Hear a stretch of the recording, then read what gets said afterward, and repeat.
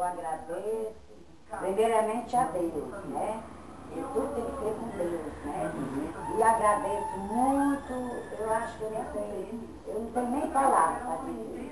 Não é porque não posso comprar, não. Porque ela troca o jeito dela.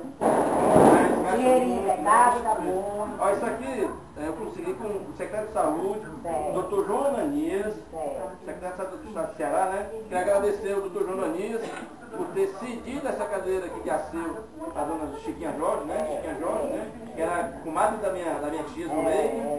E eu espero que seja bem útil para ela, viu? Para melhorar a qualidade de vida dela, tá certo?